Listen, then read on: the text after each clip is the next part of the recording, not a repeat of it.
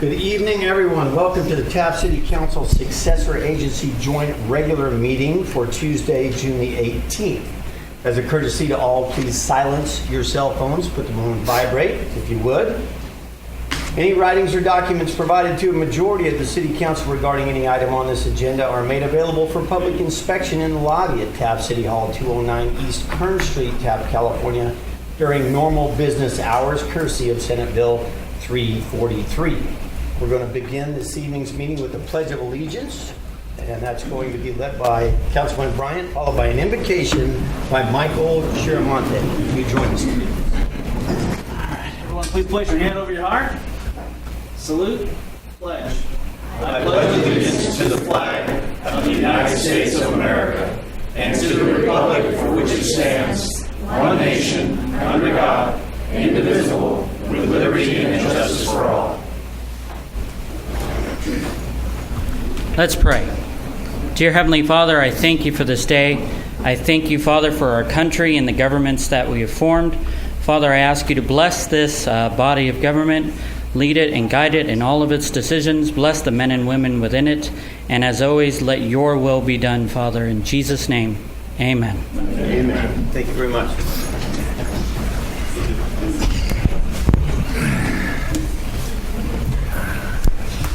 All right, Madam Clerk, may we have roll call, please? Mayor Norris. Here. Mayor Pro Tem Cryer. Here. Councilmember Bryant. Here. Councilmember Evelyn. Here. And Councilmember Whiting is absent. All right, thank you very much. First item on this evening's agenda, study session with Rob Hilton, overview of Senate Bill 1383 requirements. City Manager Jones. Thank you, Mayor. I'd like to introduce Rob Hilton. And I believe he has a presentation, a little overview of the company he represents.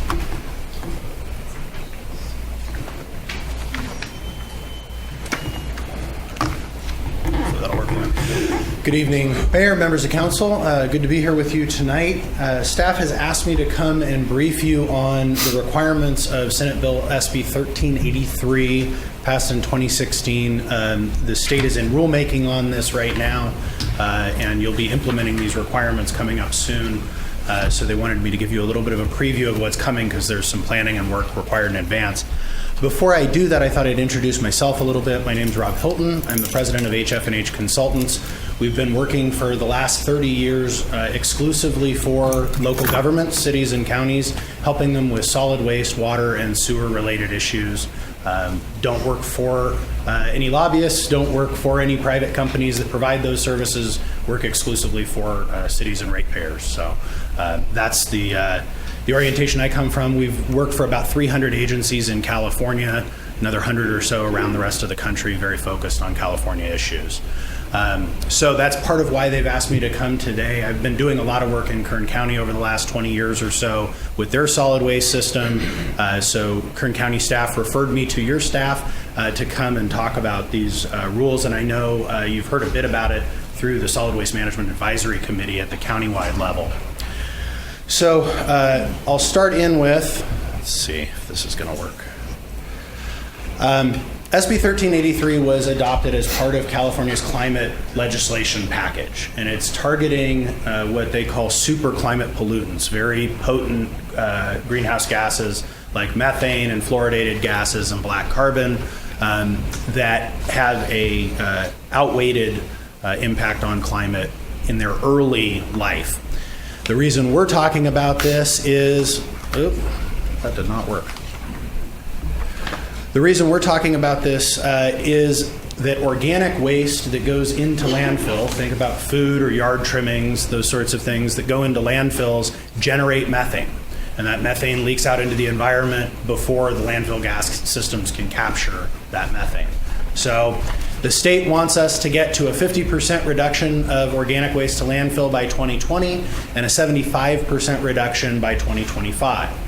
In addition, they want to recover 20% of the edible food that is going to landfill for human consumption.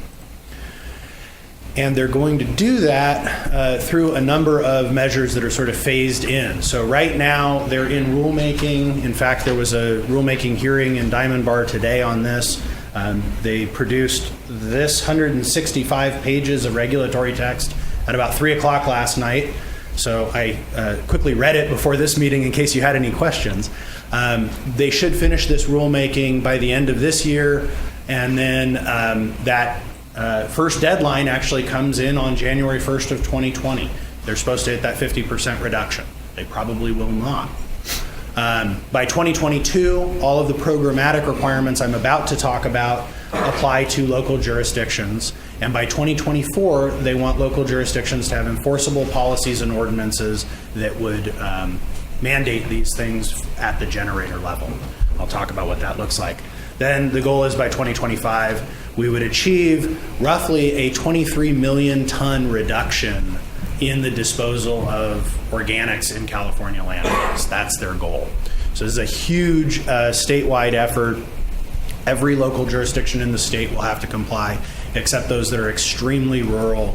And unfortunately, you don't qualify for that either. It's cities of 7,500 or less, or census tracts with less than 75 people per square mile. So you'll have to comply in your jurisdiction. So what will you have to comply with? Big picture, you need to provide organics collection programs. That means a recycling program and a yard waste and food waste program. You need to inspect that program and enforce people's compliance with the separation requirements. You need to have programs that recover edible food, including mandates that your food generators in town separate that stuff and preserve it for donation. You need to educate everyone in your community about this. All of the single-family residences, all of the multifamily, all the businesses need to be educated about their obligations under the law and what the programs are. Your city will have a requirement to purchase certain recovered organic materials, compost or renewable natural gas from an organic waste product. They specify a certain amount that you'll have to purchase. You have to purchase it whether you need it or not, and whether you can use it or not. And you'll need to implement a number of ordinances and policies that I'll walk you through. So I can already tell you're in love with these requirements.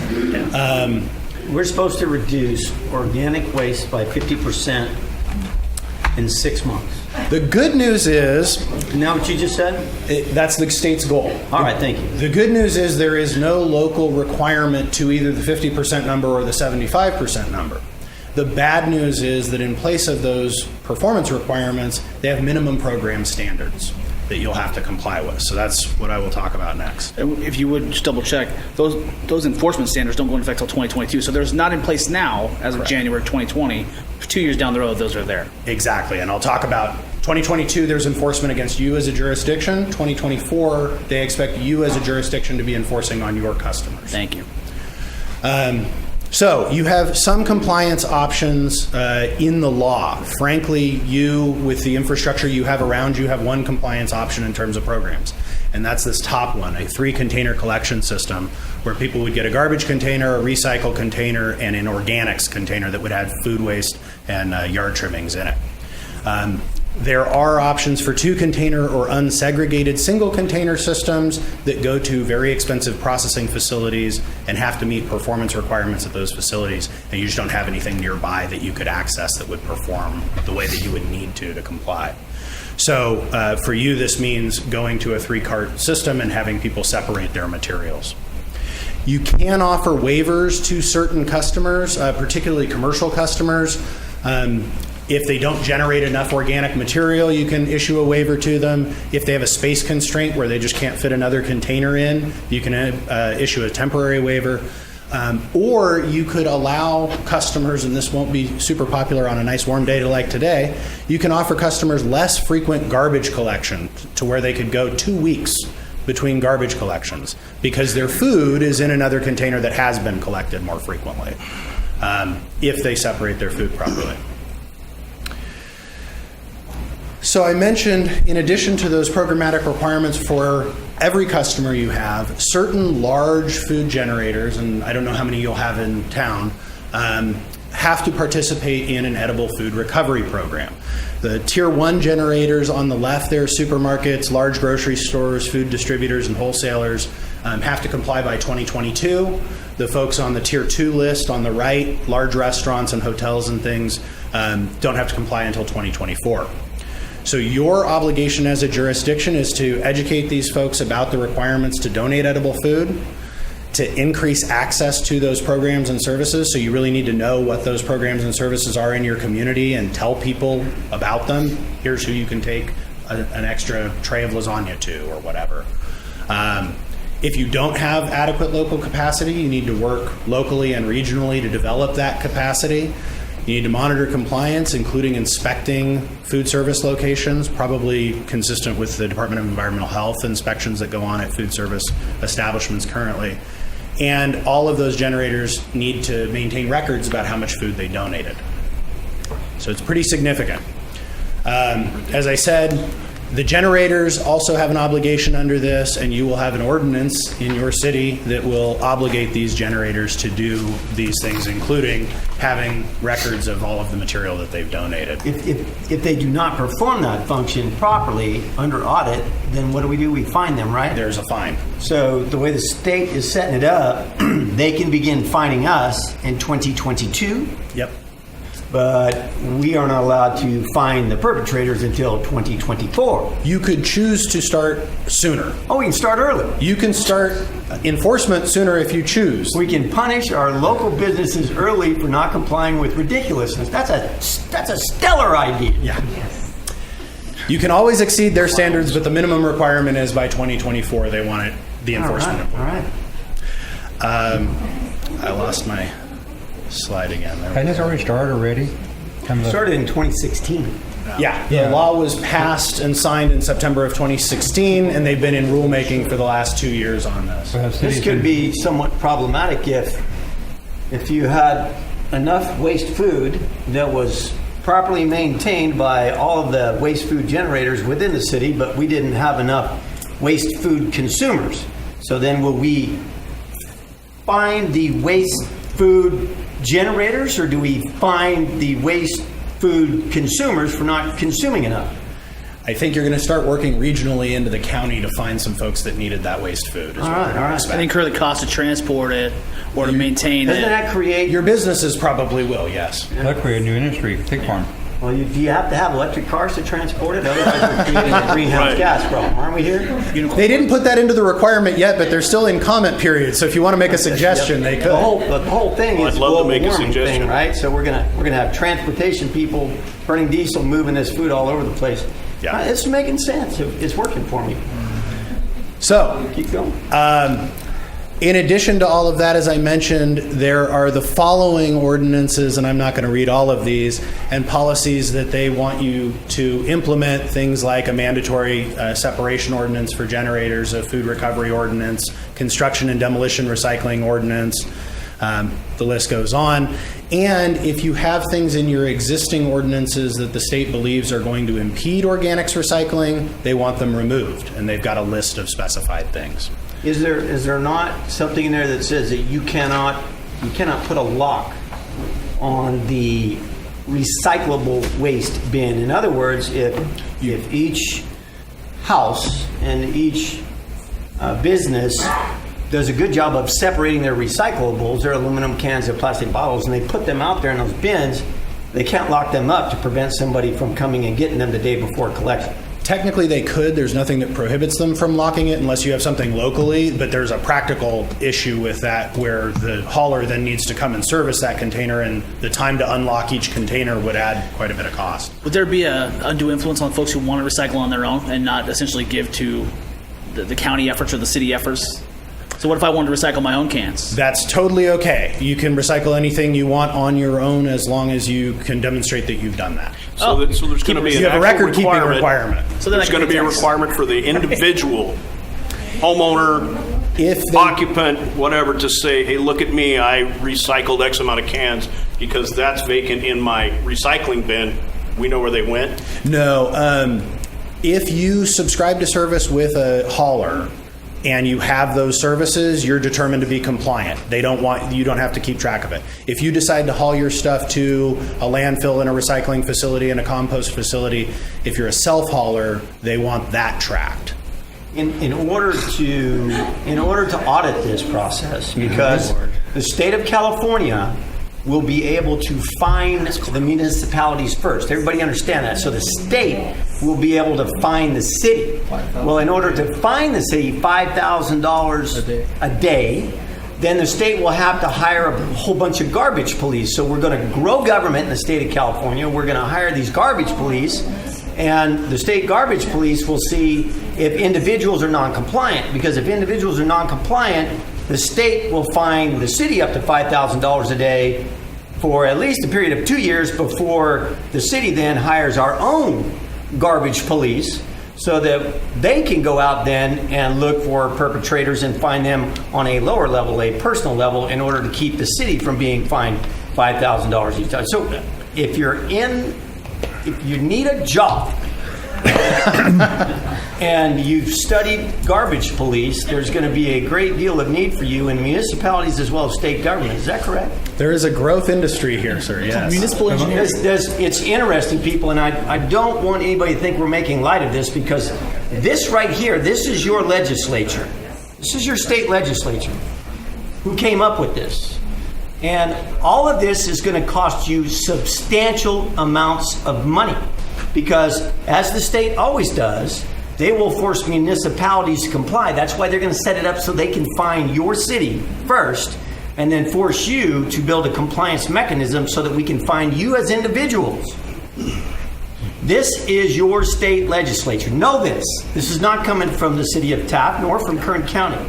This is a group of people assembled in Sacramento who have come up with this, and this is a standard procedure for them. This is the way that they govern up there.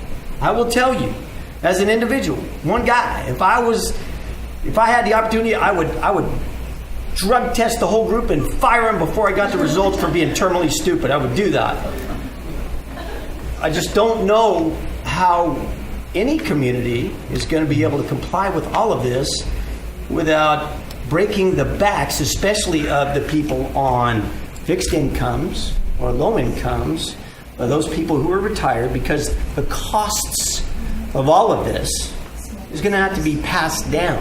It's going to land in everybody's lap.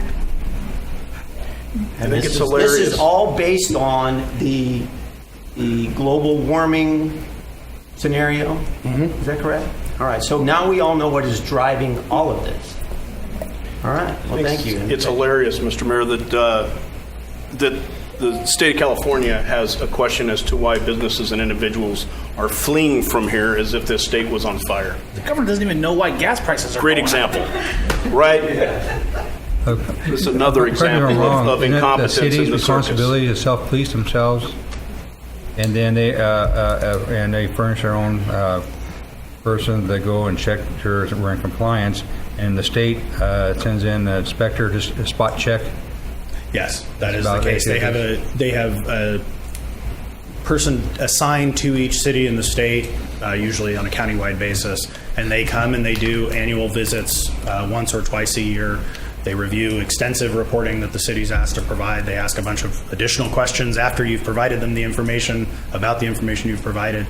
They do a good bit of digging, and in candor, they've assessed a good number of compliance orders and fines in Kern County in other cities. So Examples? Ridgecrest,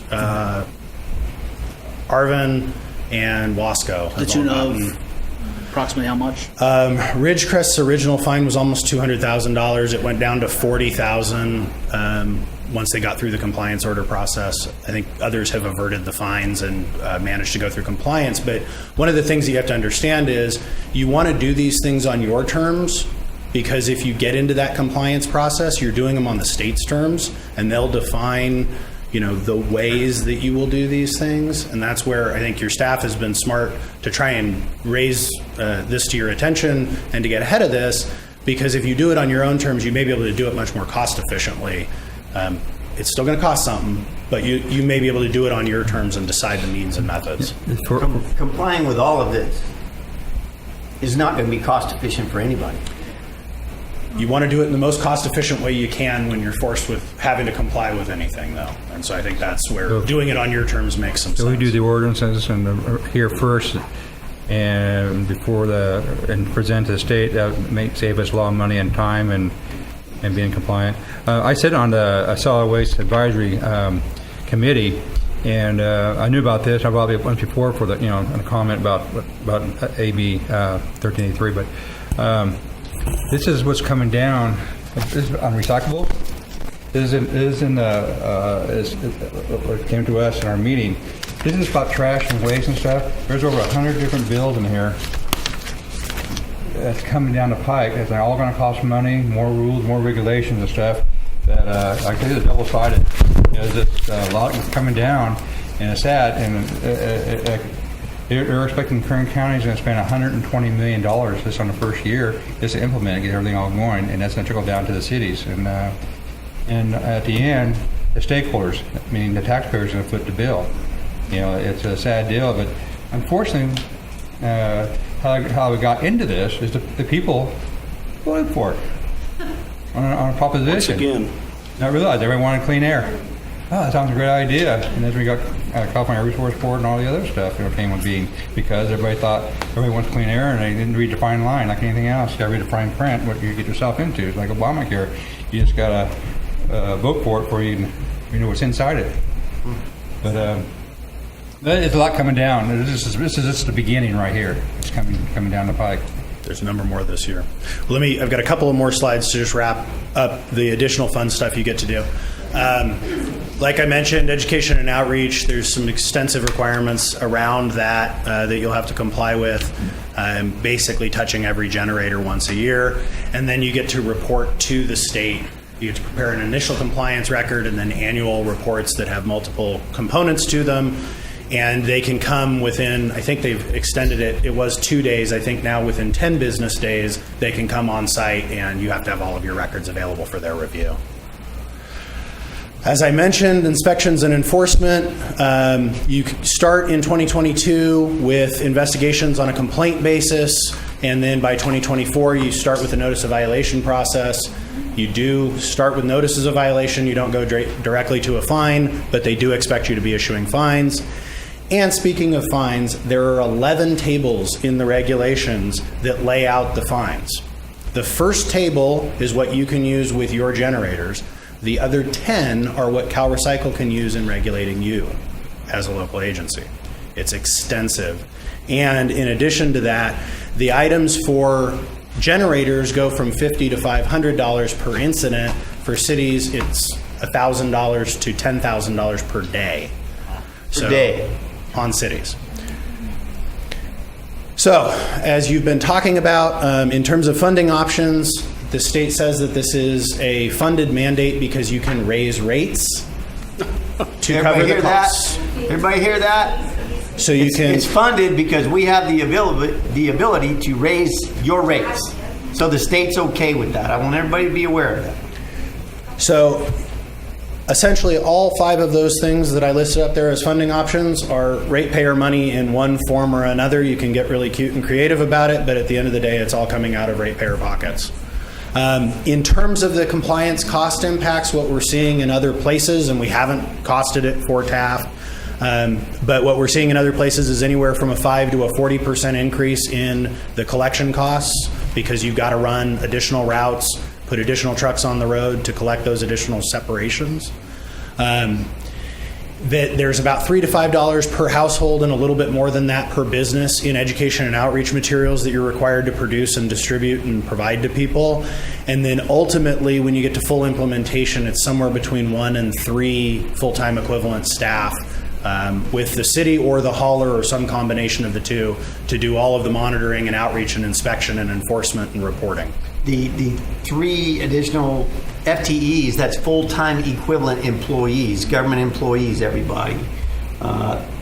Their costs, along with their vacation and health care and pensions and everything, is that part of the 40% increase in collection and process service costs, or is that over and above? That's over and above. Over and above. 120 to 160,000 bucks. So would it be fair to anticipate then that 5 to 40% would probably be closer to 80 or 100%? Probably more like 50 to 60% with those other costs added in. All right.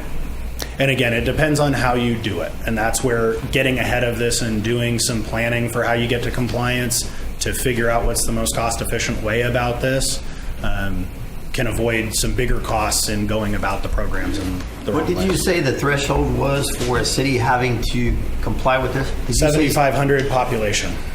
So if we had you 1,000 unincorporate it- people move out of the city of Taft, the rest of us would be fine. Is that right?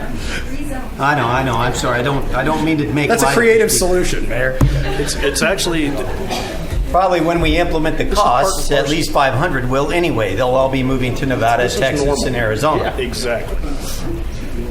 So that's the end of my prepared presentation. I'm available for any questions that you guys have.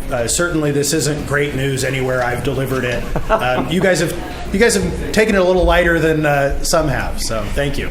If you don't laugh at it, you're going to cry. Well, thank you very much, and I do want you to know that we appreciate what you're doing and why you are here.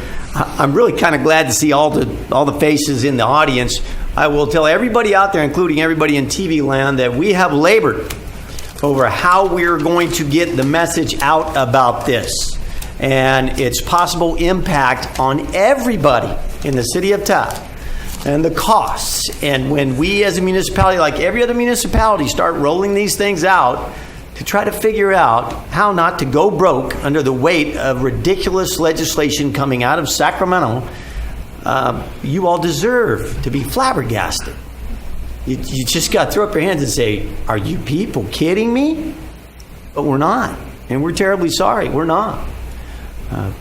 This is it. So thank you very much for your presentation. And more to come. All right. Thank you. Next up, item number 2, public hearing. Adopt resolutions authorizing Kern County Tax Collector to collect refuse charges and standby refuse charges for vacant commercial buildings. City Manager Jones. Thank you, Mayor. Section 5473 ETSEC of the Health and Safety Code authorizes the collection of refuse fees by the county collector upon adoption of appropriate resolution by City Council. All right. Recommendation is to conduct a public hearing and then consider a couple of motions. So at this time, I would open said public hearing. Anybody wishing to speak on, in support of or opposition to this motion, please step forward. All right. Seeing none, I'm going to close that public hearing. At this time, I would entertain a motion to adopt a resolution entitled, "A Resolution of the City Council of the City of Taft providing for collection of refuse charges by the county tax collector pursuant to Section 5473 ETSEC Health and Safety Code." So these are not, if I might ask, Mr. Mayor, these are not separate motions or one or the other. This is one and then the other. That is correct. Okay, I'd make the motion on number 2, please. All right. I have a Second. motion. I'll Second. second. Okay. I have a second. Any additional discussion? These are very similar to charges that we might see on our own home for sewer and refuse collection. Right? These are the charges, yeah. So, This okay, so this says authorizes the county to commercials. do it on our behalf. Exactly. It's housekeeping issue. In point of fact, the charge is the minimum charge that would be charged a residence. So that is correct. Yes, sir. Any other questions regarding that? Perfect. All right. I have motion second. May we have a roll call, please? Mayor Pro Tem Cryer. Yes. Councilmember Bryant. Yes. Councilmember Evelyn. Yes. Mayor North. Yes, that passes on a 4-0 vote. Thank you very much. Item number 3, or portion number 3, would be a motion to adopt a resolution entitled Resolution of the City Council of the City of Taft providing for collection of standby refuse charges by the county tax collector pursuant to Section 5473 ETSEC Health and Safety Code. So moved. Second. I have a motion and a second. Any additional discussion? No, sir. No. May we have a roll call, please? Mayor Pro Tem Cryer. Yes. Councilmember Bryant. Yes. Councilmember Evelyn. Yes. Mayor North. Yes. That passes on a 4-0 vote. Thank you, gentlemen. Next up, item number 3, public hearing, adopt resolutions authorizing Kern County tax collector to collect sewer charges and standby sewer charges for vacant commercial buildings. City Manager Jones? Thank you, Mayor. Again, this section 5473 ETSEC of the Health and Safety Code authorizes the collection of sewer fees by the county tax collector upon adoption of an appropriate resolution by the City Council. All right. Thank you, sir. At this time, I'm going to conduct a public hearing. I'm going to open said hearing. Anybody wishing to speak in support of or opposition of this item, please step forward. Seeing none, I'm going to close the public hearing. At this time, I would entertain a motion to adopt a resolution entitled Resolution of the City Council of the City of Taft providing for collection of sewer charges by the county tax collector pursuant to Section 5473 EDSEC Health and Safety Code. So moved. Second. I have a motion and a second. Any additional discussion? None here. All right. May we have roll call, please? Mayor Pro Tem Cryer, Yes. Councilmember Bryant, Yes. Councilmember Evelyn, Yes. Mayor North. Yes. I pass on a 4-0 vote. Thank you. Section 3, a motion to adopt resolution entitled, a resolution of the City Council of the City of Taft providing for collection of standby sewer charges by the county tax collector pursuant to Section 5473 EDSEC Health and Safety Code. So moved. Second. I have a motion and a second. Any additional discussion? None. All right. May we have roll call, please? Mayor Pro Tem Cryer, Yes. Councilmember Bryant, Yes. Councilmember Evelyn, Yes. Mayor North. Yes, and that passes on a 4-0 vote. Thank you very much. Item number 4 is a presentation by Teresa Binkley, Finance Director of the 2019-2020 budget. Finance Director Binkley, are you about ready? All right, she's getting ready. Continue. I'll be right back. Okay.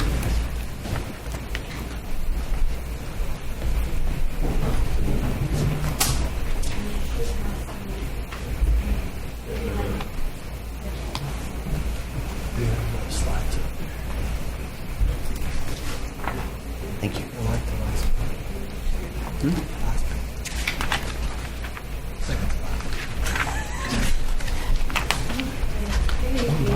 I recognize that.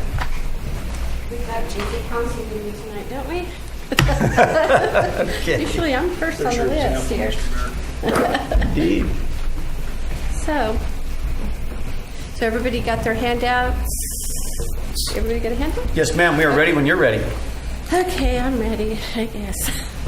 So, excuse me, since we have such a busy council meeting, I'm just going to give you a very quick, brief overview of the budget, and we can allow time for questions and things.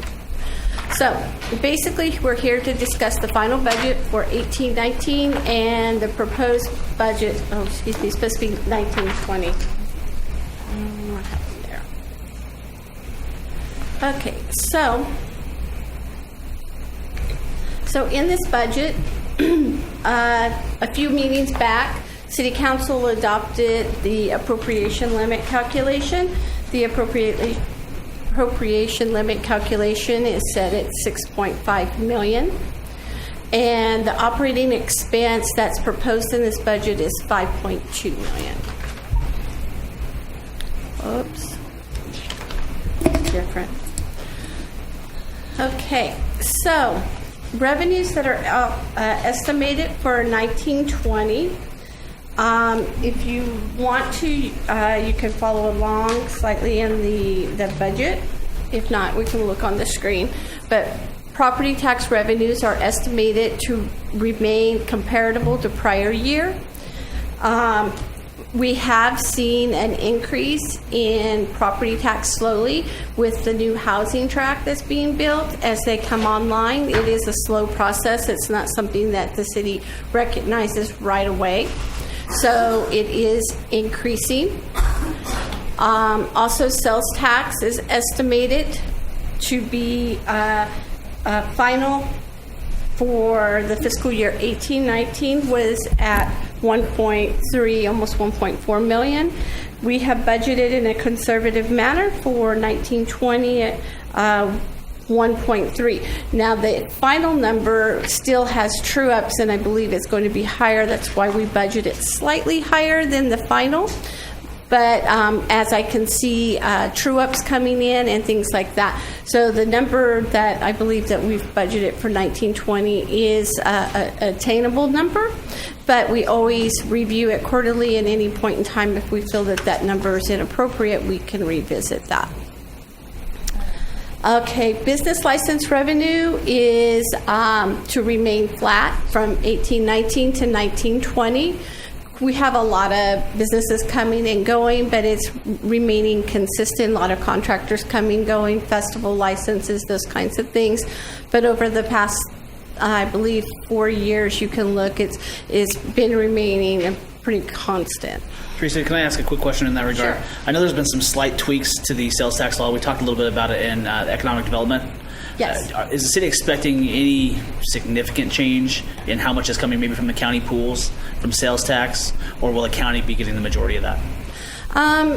Not as of yet. The new law between, or the lawsuit for the Supreme Court and Wayfair. Yes. That was only finalized in April. So I don't really would like to budget, or we'll just wait to see what happens with that. They're still working that out because they are still throwing some caveats in there. The way small people are selling, and they're trying to put that through Amazon. So what ends up happening is that they, who knows what the city will see out of it. So it's just a wait and see on those, and we are not taking those account in our budget. Perfect. Thank you. Okay. Motor vehicle licensing and taxes are estimated to be lower than prior year. Okay. So other revenue is within the budget is budgeted lower. There's a category called other revenues. It's miscellaneous, different types of things. We had a couple one-time payments. So there is a significant difference between this current year ending and the new year because of those one-time payments. So we did not include those one-time payments in the upcoming year. Revenue from the use of money has increased in 18-19, but is budgeted slightly lower. A lot of it is because of some increase in use of money, which is interest income. But we went ahead and budgeted a little bit lower, anticipating possibly not receiving the same amount of interest income. Revenue from police department is budgeted flat from prior year. And then revenue from streets and franchise fees are budgeted pretty flat also, sorry. And then revenue from planning department is related to permits, and currently we are doing that out of, when we do the projections, it's on historical.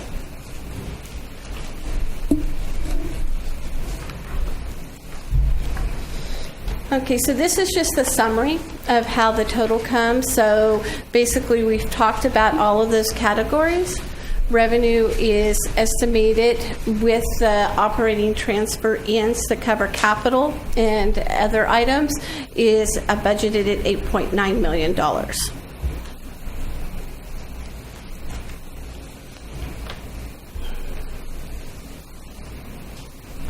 So planned expenditures based upon categories.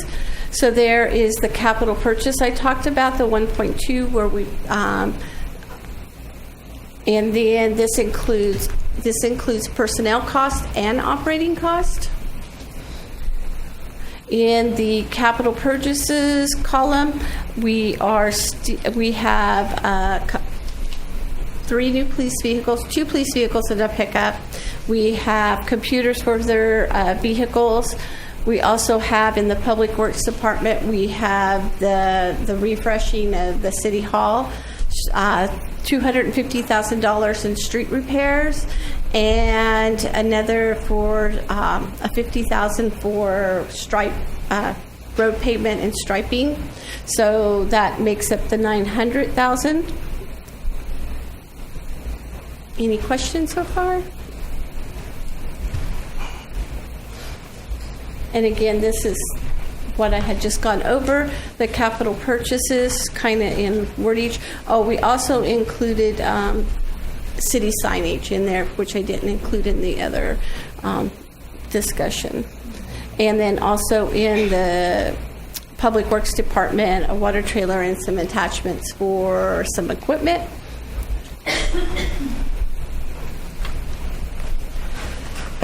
Okay, and then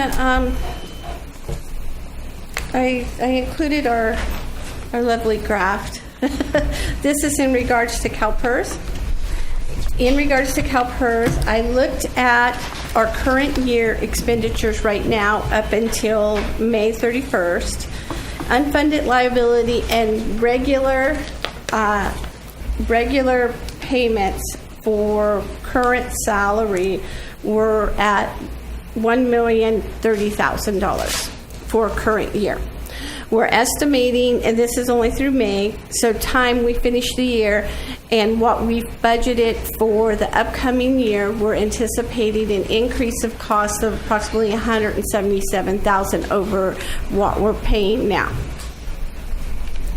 And then over the years, it appears that their estimates or our payments that they're requiring on our unfunded liability based upon what they've given us in our reports, and then we get our report telling us what we actually owe, they're being a little bit less. So it looks like they're giving us a higher number, but what I mean less, it'd be a few $1,000s, nothing significant but at least they're kind of giving us a clear picture right now. I haven't had any surprises with their projections. Okay, what's important is on that chart, people see where this year is, this year being 2018, 2019, what next year is going to be and what is going to follow. Now, I want everybody out there in TV land to know, and you all know this is your money, okay? This is what it costs this municipality to continue to pay for the ever-rising unfunded liability that is CalPERS, which is a pension system.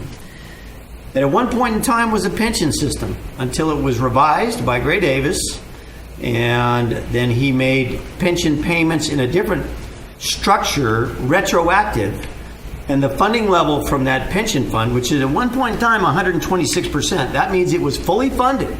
It was strong. It was in good shape. Made graphic changes to it, and it plummeted. And it is not now.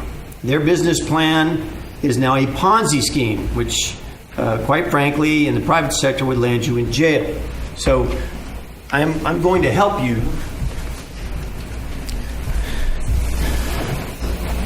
understand, just so everybody can see, this is where we are right now. This is this year. Okay? So what Teresa told you about how much we pay interest on a loan. Okay, unfunded liability is a loan. All right, it's a debt, and we have to pay that. Now, the city of Taft has done a couple of things to minimize the negative fiscal impact of this, and that is at the beginning of the year. If you imagine your home loan, your mortgage, instead of making 12 equal payments throughout the year, you'd be making all 12 of them at the beginning of the year to try to save 3.5% on the payment of that debt. And then we made an investment into PARS, and we did that last year so that we can increase the value of the interest on use of monies. In other words, we can earn more interest. Here again, to defray that cost. In spite of those things that we have put in place, this is 2018, 2019, and in spite of the fact that we make all the necessary payments, this is the debt next year. Now, these columns that continue to rise, that's based on CalPERS receiving their anticipated rate of return of 7%. Now, at one point in time it was 8.75, then 8.25, then 8, then 7.75. It continues to drop. Well, every time they drop their anticipated rate of return, this gets larger. It would be like you making payments to your home mortgage like you're supposed to, in point of fact, ahead of schedule, and at the end of the year, your bank's calling you and telling you, congratulations, you did a great job. This is what your mortgage was, how much you owed on your house at the end of last year. That's what you owe this year. And if you continue to do a good job, make those payments, that's what you're going to owe next year. And this is what you're going to owe the following year. And the payments on that debt, the interest on that debt, comes out of your checking account. Okay, well, already you kind of have, you got to pay bills, right? You got to pay insurance, you got to pay cable, you got to buy groceries, you got to buy gas. But you got to pay this one first.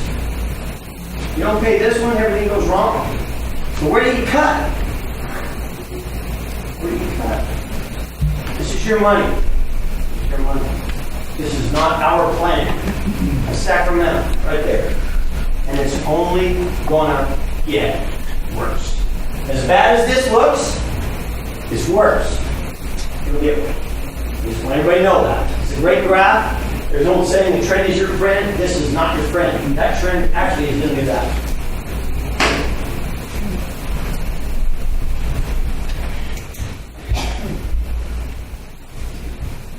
I didn't mean to interrupt you. No. It's critical that people understand, because people say, what's the city doing with all our money? How come we're not repairing more roads? How come we don't have more police officers? How come we haven't put new equipment in parks? That's your money. And we as a municipality are bound to make those payments. And we are doing everything in our power to make your money work hard for you. We cannot change that. Mr. Mayor, earlier you mentioned just the marginal increase this year, 18-19, and next year, only on debt service. And that was 177,000. Okay. Year after that was an additional 180 and change. Oh, yeah. At least. At least. That's correct. With taking into account for the increase in the rate for current portion. Correct. No, not the amortization rate, right? Yeah. All right. Do you have any more? Any additional questions or clarifications? I do have a couple questions. I want to make a couple points, if I might, Mr. Mayor. Yes, please. Teresa, I appreciate you bringing out the capital items because I think it's important that folks know where we're spending taxpayers' money, especially when we start spending money from reserves. So we talked a little bit about the improvements to City Hall, and I don't want people thinking we're making this place the Taj Mahal. The majority of that money, I believe $500,000 in change, had been set aside in city reserves for a number of years, making this place ultimately in the future more comfortable, more functional, right? So you can use it for trainings and whatnot, and of course the city council meeting, because who doesn't like sitting in a chair that's probably 50 years old in a former courtroom? So we're not just pulling this money out of a hat. It's not something probably more necessary now than ever. But we talked a little bit about improvements to the police department. Chief, I know you've spoken to this about at Finance Committee, but this isn't, again, just making the place nice to look at. Making it more functional. Utilizing areas or remodeling areas for use in property storage, property identification, and things like that. Reports and report writing, because obviously that's an issue that we need to make sure is private. And officers are given their own space. City signage and equipment replacement. Can you elaborate a little bit on what type of equipment we're looking to replace, Teresa? Sure. Not a problem. What was the price tag on that? And while we're waiting on that, I mean, included in the budget is how much for street striping? $250,000. $250,000, right? Now, we've got a $7.2 million budget or $8.6 million budget after transfers in. Now, granted, that's about, what, 0.5%? But where's the other 70% going, or 70% of the rest of it going? Salaries, wages, benefits, and whatnot, right? And that's not a lot of money, but we get our bang for our buck for sure. Right. So in our budget, I know that there is, in regards to some of the refreshing around here, the way this is redesigned, there's going to be a few new desks purchased because we have desks that have been handed down and switched around, and the last person comes gets the desk that's been here 50 years and those kinds of things. We also, there's a couple attachments for the equipment. There was... basically, here in the office, there's not a whole lot of stuff except for the major is the refresh of the whole city hall. And including that refresh, though, and correct me if I'm wrong, Craig or Teresa, a number of ADA updates that are required as we begin to update those things, right? Entry, exit. A percentage of the overall money spent on the remodel has to be applied towards ADA. Correct. Okay. One more question I did have, if you don't mind. I noticed you said the operating budget, operating expenditures were about $5.2 million. Is that correct? Yes. And in looking at our total expenditures, we're planning to spend approximately $8.9 million.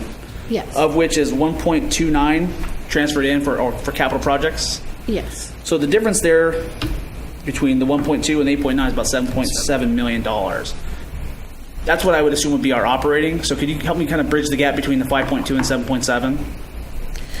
There is money being transferred in to assist with, and it's from the correctional facility to help assist pay for police department. Okay, perfect. Thank you. I just wanted to make sure I understood, where those dollars matched up. Yeah. And that's between the 5 and the 7, right? Yeah. All That's all I right. have, Mr. Mayor. Thank you. Any other questions, comments, gentlemen, on the budget? Teresa, thank you very much. That's very concise. Appreciate it. Thanks for the graphs. Technicolor. Sure makes it a lot easier to understand where things are going and where they began. All right, next up, item number 5. Approval of final budget for fiscal year 2017-2018 proposed budget. Oh, wait a second. Didn't we just do that? Oh, presentation, this Oh, one's... presentation, this is then the adoption, approval. yeah. Okay.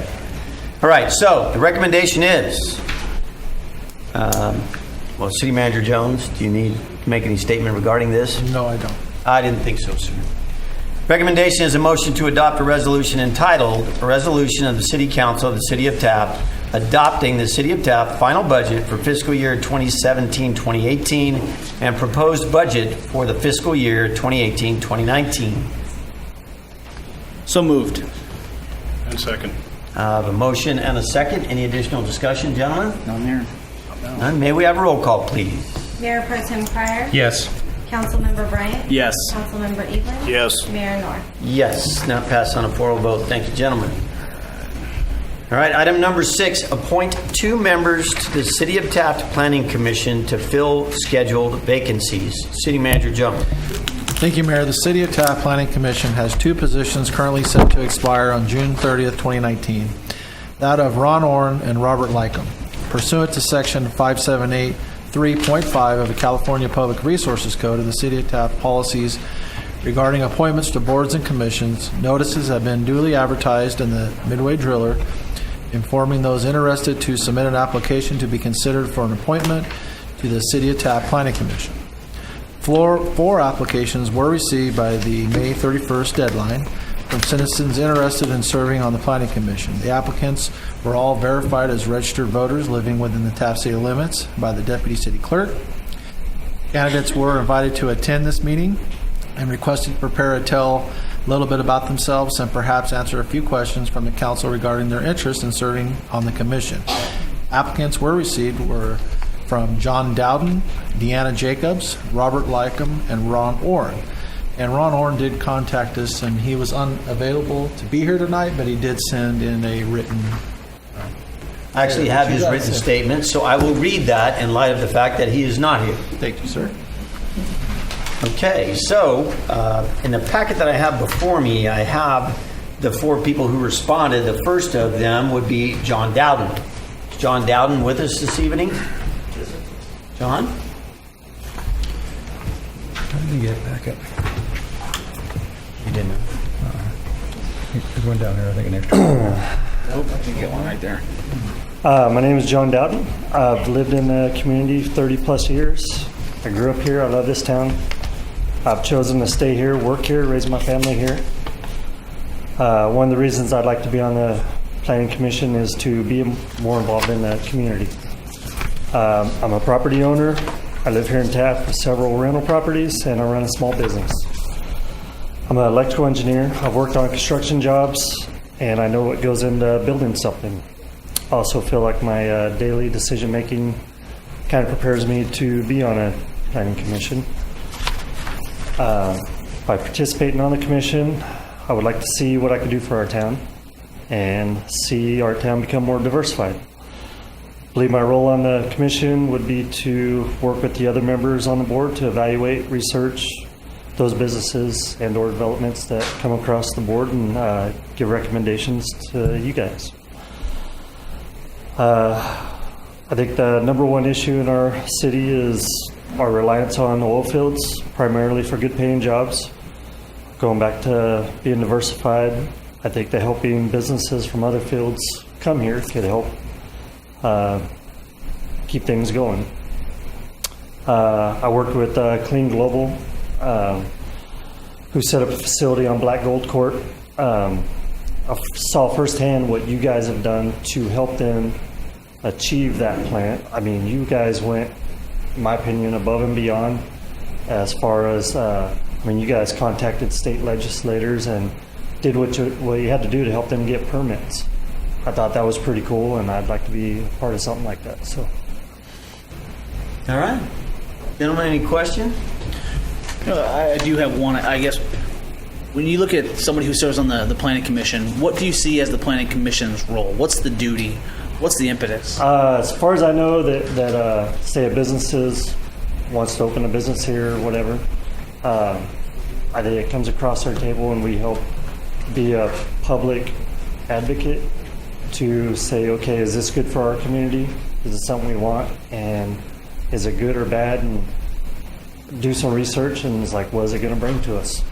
Is it going to make us look bad or make us look good and help bring jobs and make sure it's all to code, helping hold up our standards as a city as far as little things like landscaping or colors that we want, or to make sure we're in compliance with like the trash cops. So, and then as far as I know, we make recommendations on if we like or dislike this project. Thank you. I have one question. You Yes. mentioned diversification of business here. Can you give an example of that, of what you're exactly Yeah, kind of like the Clean Global project. Even though it's kind of an oil-based type project, it isn't an oil-filled job. It isn't pumping oil out of the ground. It uses oil products to make road asphalt, but it's something other than just oil-based. The way the state is going, they're really trying to run the oil companies out. I work in oil fields and we feel it every day. So eventually they're going to make it to where these oil companies aren't profitable. So what's our next revenue? And I don't have the answer for that, but I'm willing to work with everybody to bring whoever we can here to be here. Thank you. Thank you. Thank you very much. Appreciate it, John. Thank you. All right, the next person in my list is Deanna Jacobs.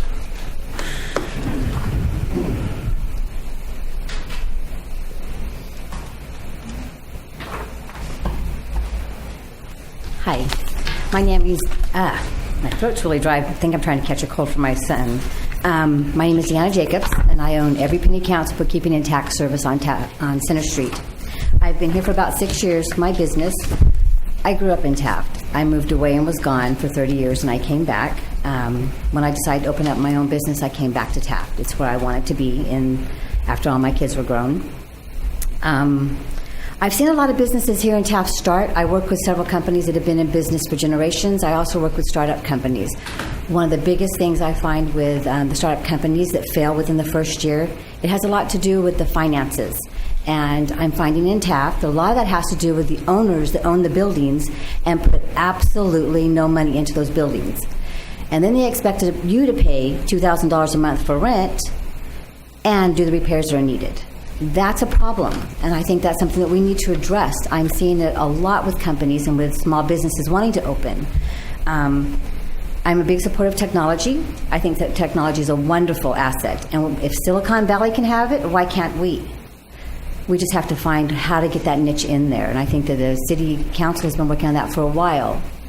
There's a lot of things that Taft has to offer that other places don't, but we have to get people here to see that. I also support big corporations. I think that sometimes the big corporations are what we really need. In Taft, most people go to Bakersfield for everything.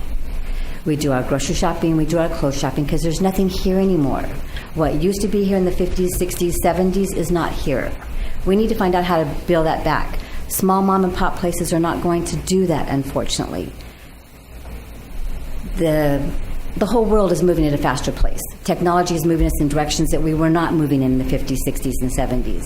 If we don't catch up to that, we're going to continue to lose our money to Bakersfield.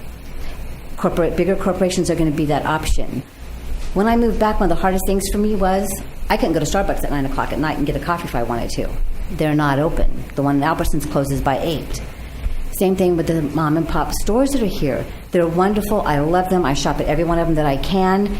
But at 5 o'clock, they close. I don't leave my office most of the time until 5:30, 6 o'clock. I can't go shopping. I can't go get shoes. It's closed already. That's a big problem. So I have to plan for one day a week to go to Bakersfield. I think we need to bring the corporations in for that reason. Unfortunately, Taft is in the same boat as most of California, all of California, actually. We have our homeless issue, we have our sales tax issues, we have people not wanting to help the community, people not wanting to get involved. I think that Taft has a problem with communication. I get asked all the time by people, how come we don't do this? How come we don't do that? I think there's a problem with the communication. People don't realize that the city of Taft is this, but all of Taft is this, and most of it's the county of Kern. And so people that don't live in the city aren't paying into the city to help it. But they are shopping here, so we still have to communicate with them also. I think communication is something that we really need to become more involved in. I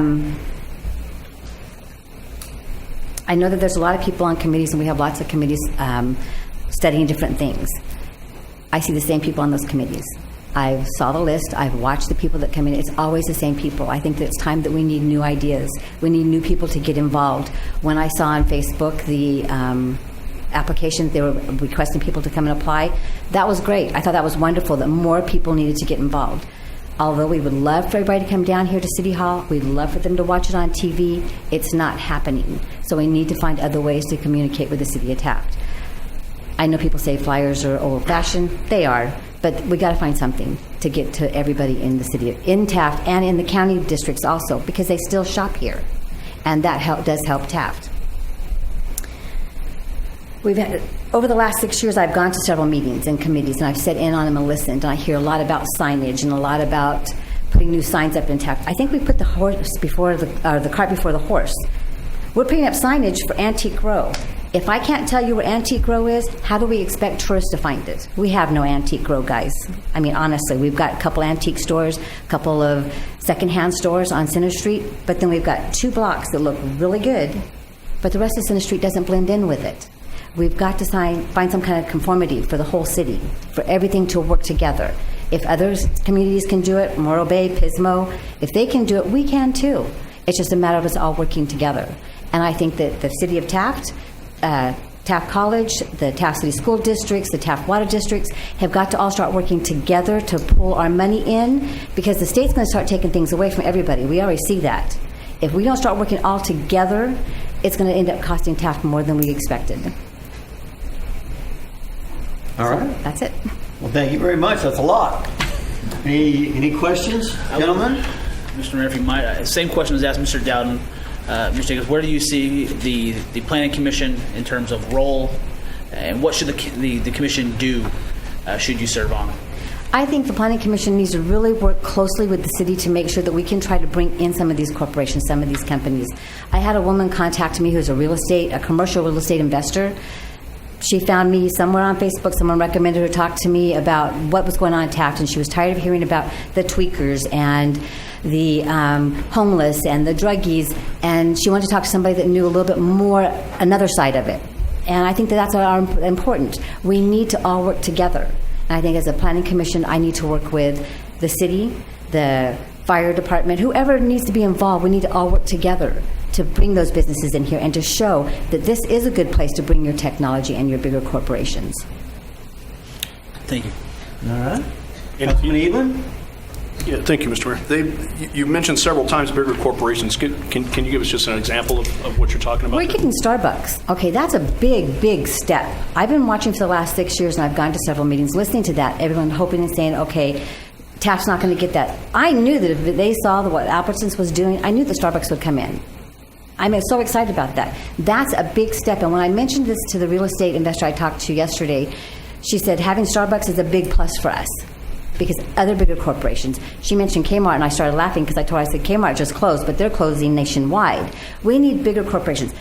If we can have an IKEA out on I-5, why can't we have something here? We just have to get the right people to bring it here. Whether it's IKEA, whether it's Amazon, there's storage places on the freeway. We've got 33. They go right through here. We have a lot of trucks. There's a lot of different people that we need to try to contact. Okay. Thank you. All right. Thank you very much. Mayor Pro Tem? I'd like to thank Anna for coming here. It takes a lot for people to volunteer for all the different boards that we do have. A lot of times we don't get no response at all from anybody from the public. Mm-hmm. So I just want to thank you and for coming out here. And thank you. Thank you. Thank you very much. All right. Next would be Robert Lycum. Deanna, John, good ideas. All right, Darnell, gentlemen, good evening. All right, why I want to be appointed. Number one reason, I enjoy it. The Taft Rotary Club introduced me to service above self years ago. I am part of this community. I want to help the city on its continued path of success. This is my home. For the past 20 years, with each board or organization that I've been associated with, I've tried to bring at least one lasting project that is still in effect. For instance, some 12, 15 years ago, I was a coach and board member and treasurer of Taft Little League. As a treasurer, I was able to implement some projects with the snack bar to enable it to show its first profit in years. We built upon that profit of the snack bar, and with some local donations, was able to establish the batting cages. The batting cages are still in effect today. I was a past president of the Rotary Club. I've been involved with Rotary Club for 17 years. For the last 14 years, we've had the Dictionary for Third Graders project that I brought here. We still get letters every year from the third graders thanking us not only for having a dictionary, but this is their first book that they've ever had that they can call their own. I'm kind of proud of that project. We also, with the Rotary Club, started a car show. Now, many of you probably don't even remember the car show with the Rotary Club, because at the same time I was involved with the Chamber of Commerce. And I was a past president of the Chamber of Commerce, but with Shannon running the car show, Rotary Club decided to bow out of that. Shannon did a fantastic job. We did not want to compete with the car show that Shannon was putting on. So Rotary Club looked for other opportunities, such as the reverse drawing. I was also a board president for St. Mary's Church. We did some local fundraising involved with the church. Oh yeah, and I was a small business owner for almost 30 years here in Taft. And like Leonard Gentoo before me, wanting to bring some sort of notoriety or recognition to the city of Taft, we achieved a world record also, just like Leonard did. My dealings with a very strict parent company for so long, helping to define not only image, construction, product, and colors, I am able to help other businesses understand the importance of not only professionalism, but also uniformity for the success of a revitalization of downtown once we get to that point. Goals. I see a couple of goals. I call this a 3 trash can approach. Oh wait, that was from another. No, that's not from. That is not from this one. Right. Okay, I see 2 goals. Sorry, I was taking notes. All right, we need to stay focused on the revitalization of downtown. A specific concept, a design plan is optimal for this. It has worked for Solvang, California. It's worked for Williams, Arizona. It's worked for Deadwood, South Dakota. Each of these places were going nowhere until they had some sort of revitalization, a specific plan, a focus in mind. We also need to attract other businesses to grow our economy, and of course, a tough one, number 2, building more homes. Future of the city of Taft. Where do I see it? Obviously, it's going to be oil-driven. But also I see it as a steady growth of businesses and homes, just keeping our small town identity. We do not need to grow so large as to become a suburb of Bakersfield. We are Taft. Let's be that community that other cities in the future will reference in their presentations to say, hey, here's what the city of Taft did. That can be us. That will be us. Role as a planning commissioner. All right, well, beyond just recommending to the City Council the boundaries of the various zoning districts and regulations to be enforced related to the land use and development, I also see us as the city's hall monitors. It's like, all right, that business can open up there, and yes, we can have your house build a garage to these specifications, and hey, what's up with that fence? While also providing a link directly to code enforcement. We, too, are the eyes of the community. And finally, the number one facing issue of Taft. All right, I got to tell you, for $50 a month, you really got to want to do this. All right, number one issue facing Taft and how should it be resolved? I see our retail economy as a problem. Shopping. Now, if I want a T-shirt, I got to get down here to like AutoZone and pick up a T-shirt. Hey, I love AutoZone. I spend a lot of time and money in there. I got no problem with that. And now, recently, True Value has recognized their ability to be able to sell work boots in there. Well, if people can shop here, they will move here. We already know hundreds, maybe even thousands, drive here every day to work in our oil fields. Let's keep them here to live and raise their families by giving them a place to shop. Let's give big box stores a reason to come here by providing them the accurate total population counts. All right, now how do we do this? There's two ways. First of all, if you Google the city of Taft, you're going to come up with about 9,000 for the population. You got to Google Ford City for another 4,000. You got to Google South Taft. You got to Google Taft Heights. I can just imagine sitting on a board somewhere in a big corporation saying, hey, check this out. If you Google this and you Google that and you put a 1 mile concentric circle, growing concentric circles of the 1 mile radius, you can get up to 18, maybe 20,000 people. Why do you got to do that? Why can't we just unify, become Taft? We are 20,000 people. Just Google Taft, get 20,000 people. We've got to get to that point. Secondly, the other way by helping to do that is by utilizing an outside third-party business to actively promote and sell our city, which we are currently doing, I understand, and not just using our own Chamber of Commerce. We need them to identify the gaps and the needs and have this outside party promote. Everybody knows that your Chamber of Commerce is going to promote you. We use the third party to promote us for ourselves. All right, now, as much as I hate to admit this, I've never heard my wife say, hey, Bob, let's go out tonight and why don't you wear that real nice Camaro t-shirt that you bought here in Taft. I want to thank you once again for considering me to serve as Planning Commission. Thank you, guys. Thank you, Bob. All right. He was very pretty succinct. in-depth, pretty thorough. You got any questions for him? He specifically mentioned the Any role. questions? So, no, that's the answer to my question. All right, yeah, like you've done this before, Bob. Thank you very much, sir. All right, next up would be Ronald Orrin.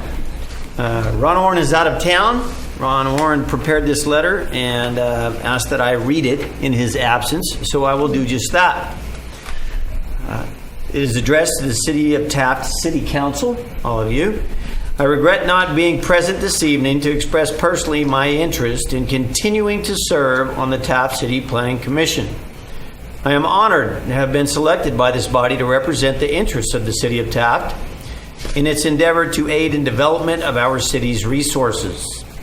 I support the goals of the city in remaining vigilant to development of quality community-oriented business and to aid those seeking economic opportunity. I have and will continue to encourage businesses and residential development that is mindful of our community's needs. I am a supporter of affordable quality housing, removal of blight, and careful to consider practices that support family values in our city. I hope to continue a constructive posture and see our community strengthened by the actions of the Commission. Of the many issues facing Taft, supporting of our existing businesses and continuing a friendly position to our oil culture is of the highest importance. Your consideration of my desire to remain on the Commission is appreciated. Respectfully, Ron Orrin. Now, any council member have any question for Ron? Cell number. Okay. Put him on the speaker. All right. So, I will tell you all that it's a breath of fresh air to see anytime we have more people apply to serve the people than we have positions, it's a good thing. I have said many times, this is your city, this is your government, it's our city and our government. And being involved in it, whether you sit up here or you're on the Planning Commission or you're out there or you talk to the people out on the street, it's your city, your government. Take part in it, be a part of it, and take pride in where you live. I've been a lot of different places in this world. I'm always glad to come back to the City of Taft. I love the city, I love the people of the City of Taft. I like being able to walk up and down the street anytime, day or night. I truly do. And I will be here for a very, very long time. Well, I mean, I'm 60, who knows? Yeah, why'd you have to knock on wood? You said it, you're the one. All right. Well, thank you all. So at this point in time, we are tasked with a recommendation for a motion to appoint 2 members chosen to serve on the City of Taft Planning Commission for terms from July the 1st, 2019 through June 30th, 2023. So, I guess what we're going to have to do is we're going to have to take nominations. So I would open the floor to nominations for a planning commissioner. So do we have to have a motion to discuss this? Or do we already do that? Did I miss that piece? So, yes, there should be a motion. Okay, so, all right, that's fine then. Thank you very much for that. So, no. At this time, I would entertain a motion to appoint 2 members chosen to serve on the City of Taft Planning Commission for terms from July 1st, 2019 through June 30th, 2023. So moved. Second. A motion is second. All right, now we can discuss it. Brown's Rule of Order, everybody. Okay. At this time, I would entertain any nominations from any council members. Hearing none. Sorry. I will nominate Ron Oren. I'd like to nominate Mr. Lycum. All right.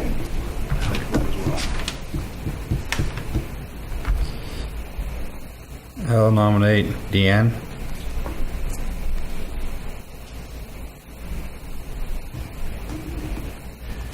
All right, I would also nominate John Dowden. Nobody's nominated.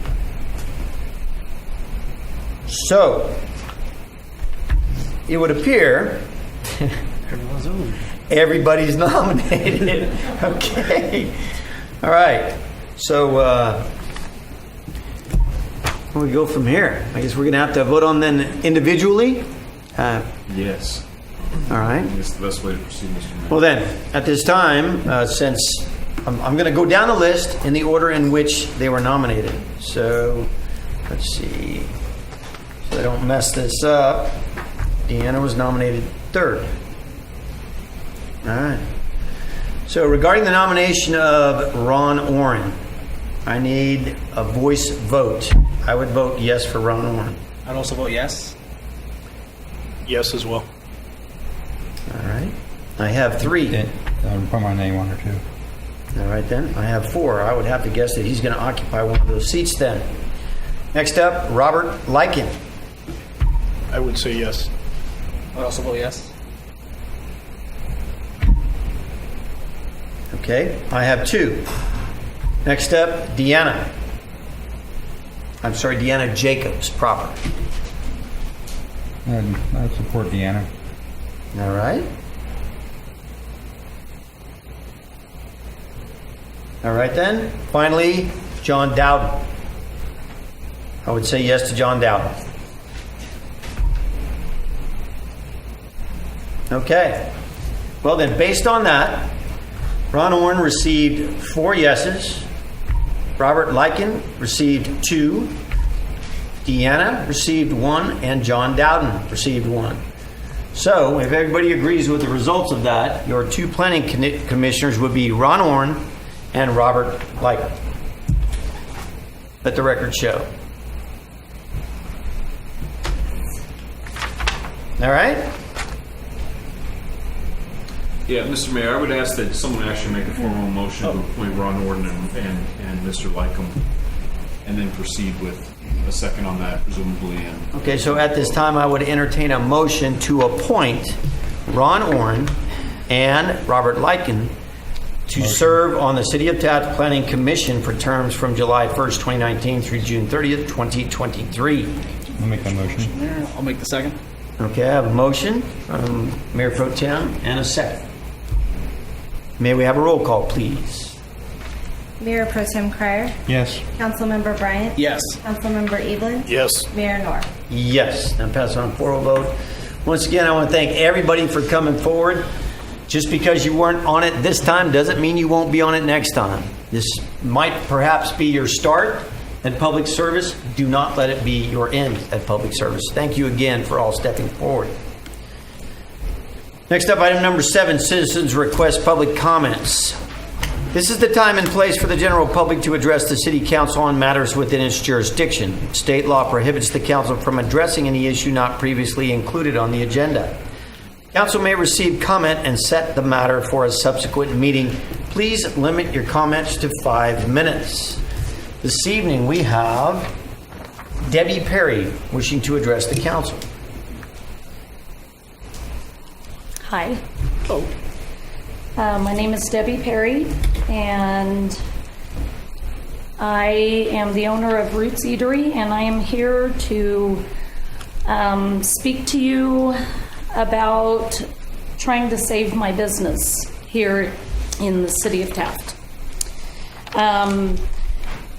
We were given a great opportunity to relocate from Kern Street, where I am now, to 420 Center Street. I agreed to move to this location with the understanding that there was already a business there similar to mine, not quite, but similar, and was not aware that there was going to be any sort of an issue. We are actually going from, it's a great opportunity, and I could not say no to this relocation. I'm going from a very large lease payment that I'm barely getting by to a very inexpensive lease payment. And so given this opportunity, I went for it. Let me see where I'm at here.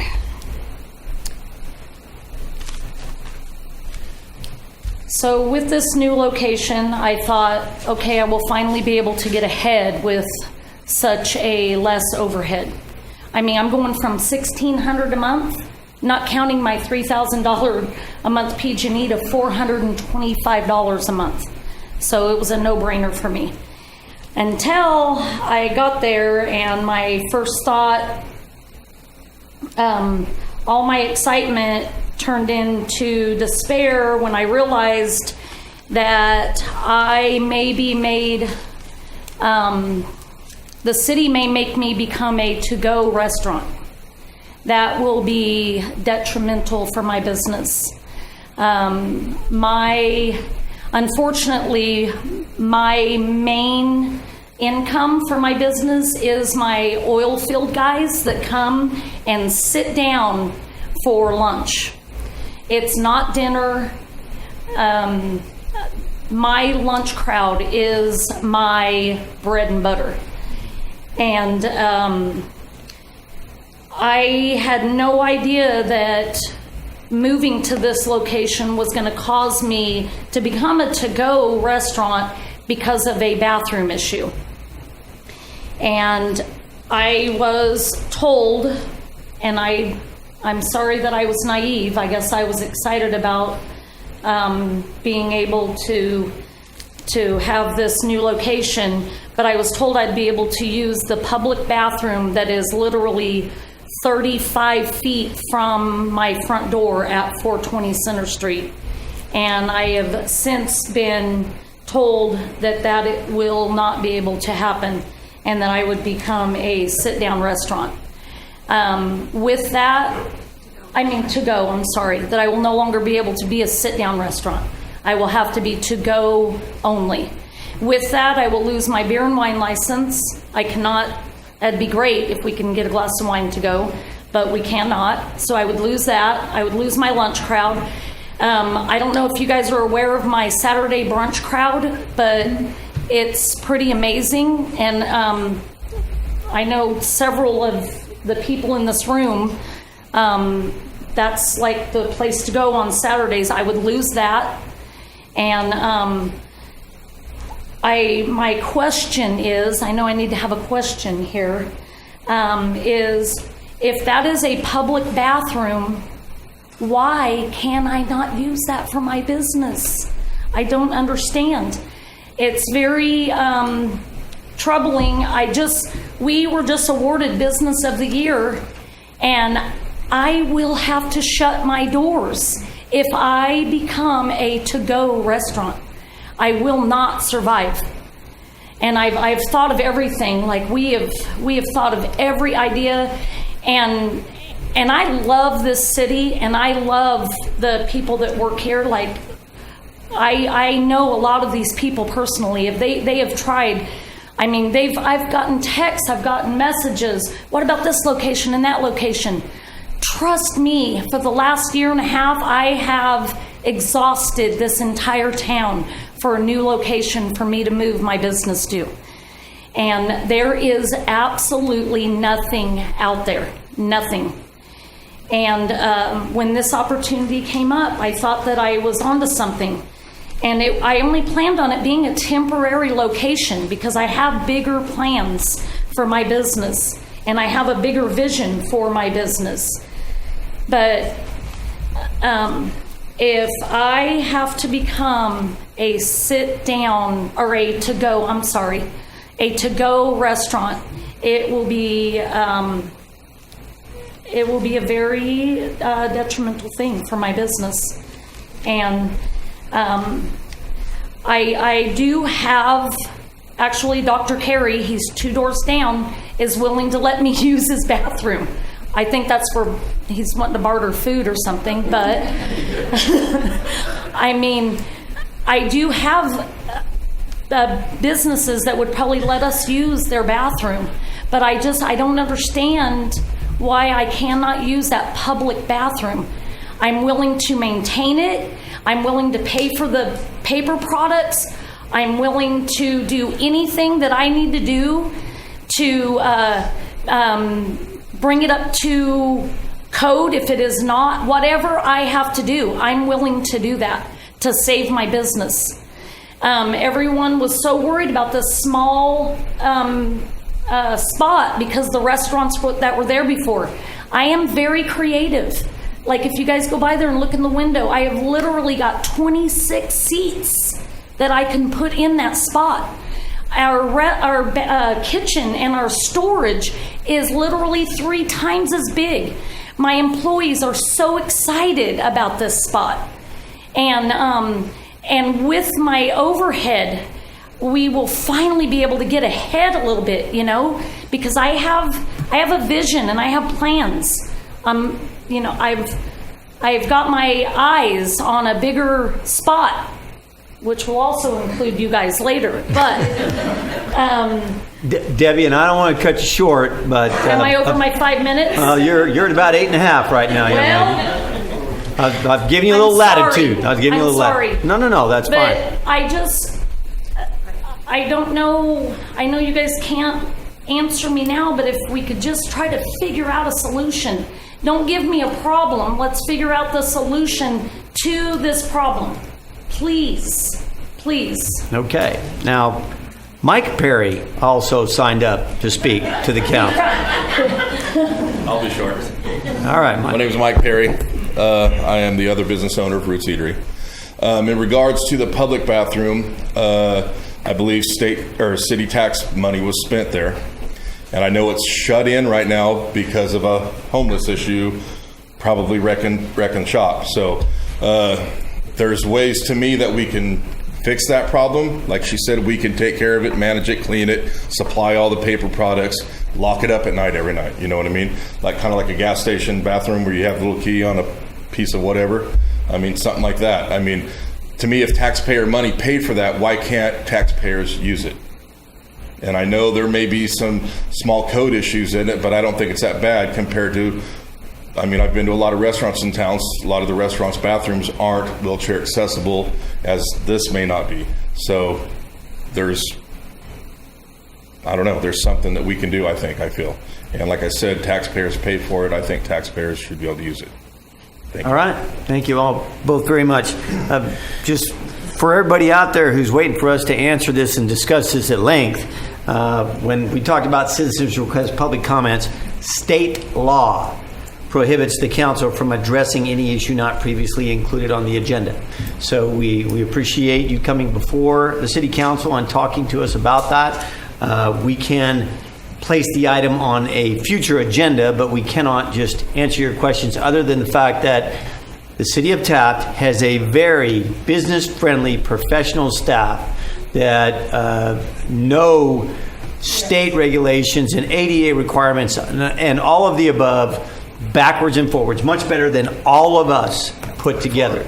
And I would have to guess that you have talked to them, and I would encourage you to continue to talk with them, as they are indeed the professionals that run the show in the City of Taft. We are part-time policymakers and unfortunately do not have the ability to circumvent state law, regulation, ADA, Endangered Species Act. If we could, then all the oil companies would be sitting where you are right now, asking for us to make sense out of ridiculousness. And yet, just earlier, you saw evidence that there's a great deal more ridiculousness coming our way. So, thank you very much for coming before the council and speaking with us. We really appreciate it.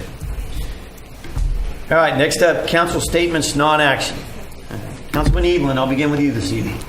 No statements, Mr. Mayor. All right, Councilman Bryant. You know what, Mr. Mayor? I just want to reiterate, kind of circle back around to where we were at with the appointments, if I might. Yes. You did talk about it being a tough decision because we got 4 people vying, which is an amazing thing that we don't often have when we have open seats. And you did mention that you hoped, and I would second the idea, that folks don't see that as a door closing, but maybe just a slight diversion. But even more so, maybe an encouragement. Every single person that got up tonight and spoke, and even the one who wasn't here, talked about retail development and what we're doing to attract and what we're doing to retain. And one person even started talking about plans. And I think Mr. Blackham talked about a specific plan. Those things are in the works. But at the end of the day, a lot of those things are going to take engagement. A lot of those things are going to take input from folks just like the folks who are on the Planning Commission and just like the folks who may not be, but are still members of the community. So as we get to the point where we start talking about the downtown specific plan as a part of that, or even the general plan update, please, for the love of God, stick around and come be a part of that. We want you there. At the end of the day, not everybody can necessarily wear the planning commissioner hat, but you don't have to be a planning commissioner to be involved in that process. Okay? Let's see here. What I thought was kind of interesting is everyone also kind of touched on the progress we've made recently. It's not been great, but it's been better than going backwards, right? And I think that ultimately lends itself to maybe the membership maintaining. But at the end of the day, it doesn't mean you can't have more input and more perspective. So we appreciate you guys very, very much, and we look forward to working with you here in the future. That's all I have, Mr. Mayor. Thank you. Thanks, sir. Mayor Pro Tem Cryer. Thank you, Mayor. I have to concur with Councilman Bryant on appointments of the Planning Commission. It takes a lot to come up here. Many times, we don't get if we have one opening, we don't get one applicant. If we have 2 applicants, we only get 2. We don't get. It's very rare that we ever get extra people that show up. And I have to commend you for coming out here and stepping up. And I want to thank the present planning commissioners. You guys have been doing a good job. I appreciate what you guys all do because it's not all that easy because the city council makes the final decision. What comes from the planning department is it keeps us. They bring suggestions to us, and we usually follow their recommendations and stuff. And businesses that come into town is because they want to come into town. It's hard to bring them in here, but we want to make it easy and business friendly. I'm sure we can resolve the issues with Roots Eatery in the future. But we want to be accommodated, and it takes a lot. But it does take a lot. And I do appreciate you guys all coming out here and come again when we have now opening. Sometimes it takes 2, sometimes 3 times to get it. There's a lot of things coming down, and it's not a city of Taft or the people that work for the city. Things that is mandated that we have no control of, none whatsoever. They give us, and we have to look at and what can we do to make the best of it, knowing what we have to deal with. And I have to come in, Craig Jones and the staff here, they're really working hard trying to follow the mandates. And the mayor here, he's really a stickler and he don't like what's going on. He's out in the forefront, and that's what you want. You want a council that's proactive out there to watch out for our stakeholders, you, the taxpayers, and do the best and how to make our city run into black. We don't want to borrow money. We don't want to go into red. We like to have better roads and better alleys and better facilities, but it's like a budget at home. You like to buy a new car, but you can't until you get enough money saved up. The same thing with the city. We can't do certain things until we get money saved up and go out there and make it happen. But I wish everybody, I want to thank everybody and the mayor and the council here. We're doing our best, and thank you. All right, thanks, sir. Well, a great deal of gratitude coming from the council for everybody who's willing to step up and be a part of it. Like I say, it's your government, it's your city, be a part of it. Obviously, that goes for those of you who wish to do business in the city, and we like business in the city. We would like to not have to abide by certain rules and regulations that get crammed down our throats from the state, but we have no choice. That's just one of those things that we have to deal with, and some of them make no sense. I admit that, and we do our level best to relay that information to our legislators and see if we can right a wrong, and these things take time. For example, it took us 6 years to get permission to go into Sandy Creek to cut down the trees that were going to create a dam and create a flood in Ford City. 6 years we fought like heck to be able to get that garbage out of there so that it could do what it was intended to do, and that was to be a flood control channel to prevent flooding from Ford City. That's how long it took. And there was a great deal of time invested in all of that. It took many, many years to get the hotel downtown. But we don't give up. We're not constantly in front of the news cameras telling you every step that we're taking, but I'm telling you, city staff is a crackerjack group, and these people are tireless, and as is this group up here, and we are all committed and dedicated to this. Other than me, I'm in it for the money. Yeah, that's not true. I do this for free. Everybody knows that. But anyway, that's all I have as well. Thank you all for being here and for being a part of this. Lastly, guess what? In case we don't meet before that, the 4th of July. The 4th of July in the city of Taft on Rails to Trails is unequal anywhere in the state of California. So raise your hand if you have never been to Rails to Trails during our fireworks show. Raise your hand if you have never enjoyed it. Okay, well, you have my personal invitation. That would be the police chief, who is now a Taftian. Well, he's again a Taftian. He's always been. He was just gone for a little while. So, best fireworks show in the world. Come on down. Bring the family. Sit down in the grass. Enjoy it right over your heads. And you know what? When you see them passing the boot, it is your show. It's our show. Throw the cost of a Happy Meal at it and take pride in it. Because when you see those bombs bursting in the air, they're yours. And you're a part of it. You made it happen. So I look forward to seeing every single one of you out there. It's going to be a great evening. All right, next up, item number 9, Planning Commission reports. All right, back to my 3 trash can approach. Okay, here we go. All right, Planning Commission report from June 10th, earlier this month. All right, meeting called to order at approximately 4:05. We canceled the July 3rd Planning Commission meeting and rescheduled it for the July 17th. We also discussed fireworks will be on Thursday, July 4th. We went into recess at 4:18, waiting on Mr. Mark Staples and his study session report from the Community Planning Assistance Team. The Celebrating Downtown Taft final report. We resumed at 4:19 p.m. without officially figuring out the correct time due to the wall clock being off approximately by 2 minutes. So we had a little bit of a time fluctuation there. Mr. Staples proceeded to give us an informative review of the CPAT led by Bruce Race, and his team has identified 3 specific sections. Now, this is interesting. Number 1, opportunities for success. Obviously, the history of oil, El Dorado, and vacant buildings.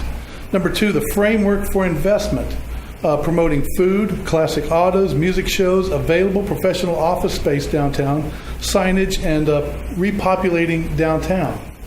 Number 3, the action plan is to recenter the community around Center Street, including design and color plans.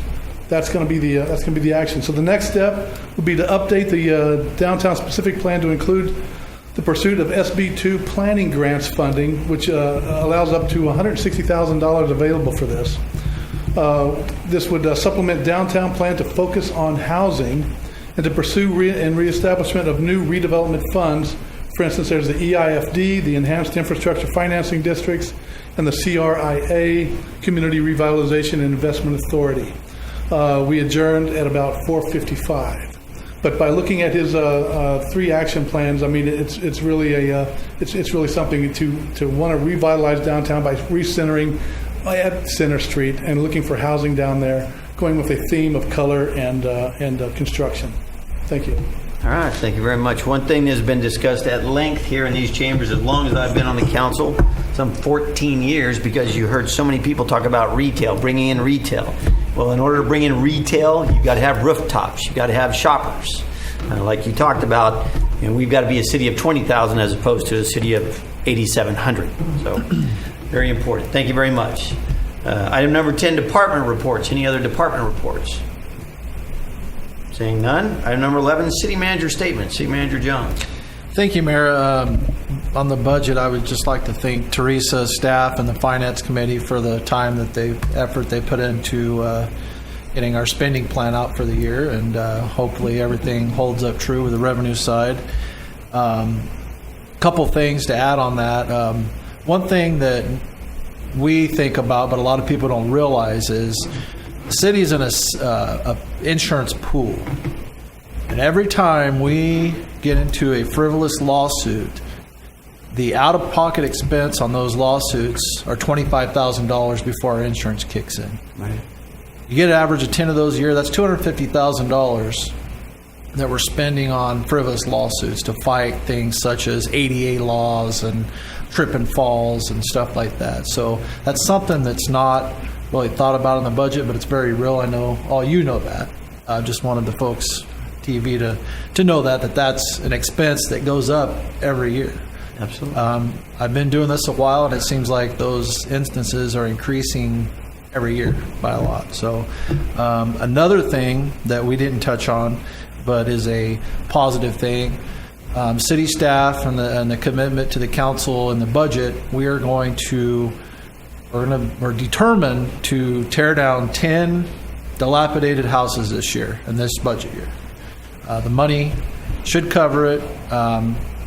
Now we also, things have to work in sequence to make that happen, including the courts have to allow us to do it. But that is our goal this year, so we're going to try hard on that. So that's my statements. All right. Thank you very much, sir. Appreciate that. Next up, city attorney statements. No statements. City Attorney Epperson. No statements. All right. Future agenda requests. Gentlemen, any future agenda requests? I have a couple.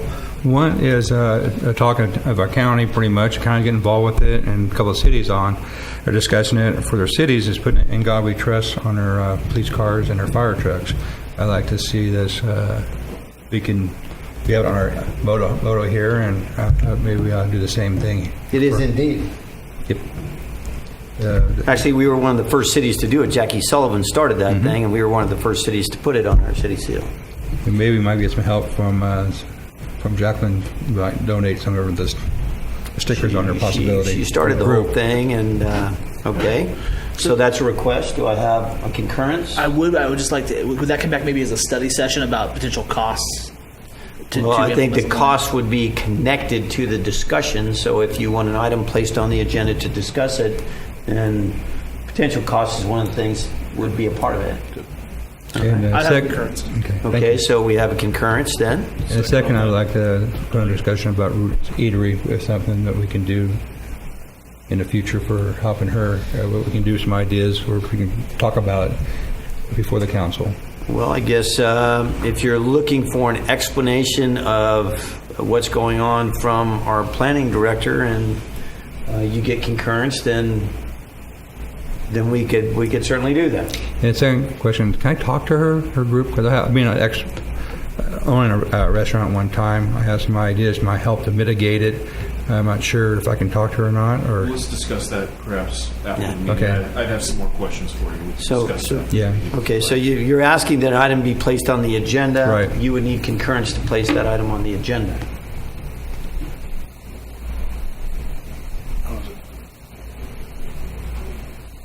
Doesn't seem appropriate for the agenda to me. I think we can handle that behind the...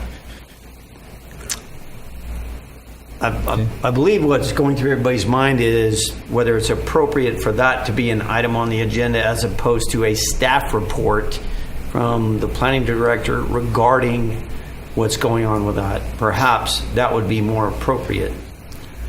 I can tell you that would be appropriate. The planning director could give that type of report. Would that work for you? That'd be fine. I'm just kind of curious, Okay, then. questions are written I don't know about. All right, well, I would have to guess the planning director has worked on this issue, so perhaps we would request that he address the council at the next meeting regarding what has transpired up till now and what transpires after this until the next meeting.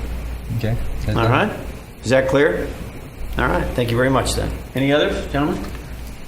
All right then. Consent calendar time.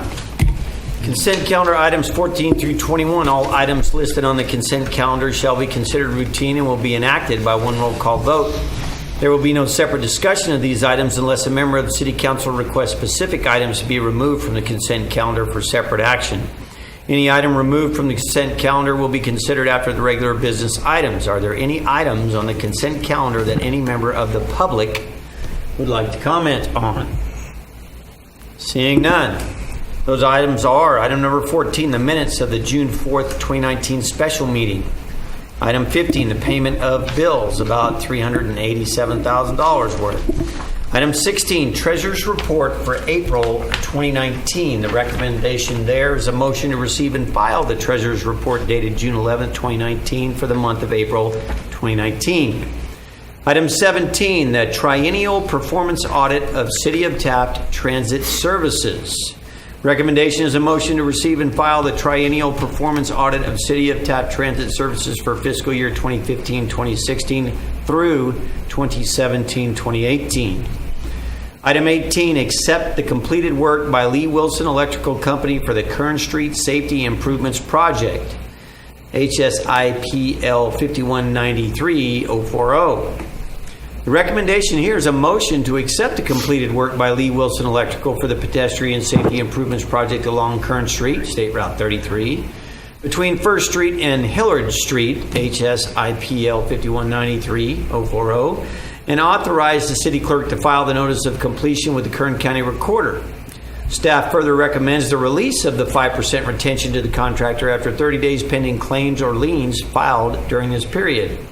Item 19 is change of public hearing date for Landscape and Lighting Maintenance District Number 1.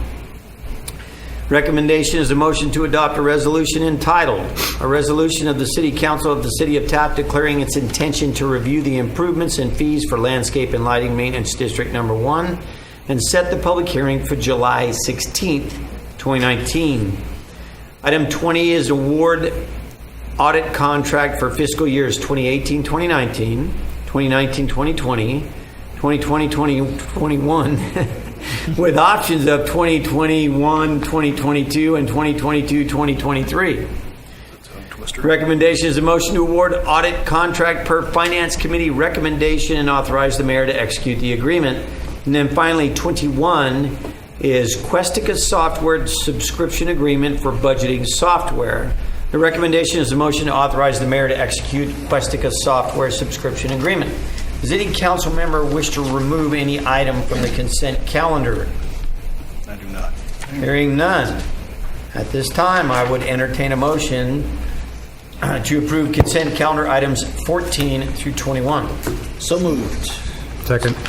Motion is second. May we have a roll call, please? Mayor Pro Tem Cryer. Yes. Councilmember Bryant. Yes. Councilmember Evelyn. Yes. Mayor North.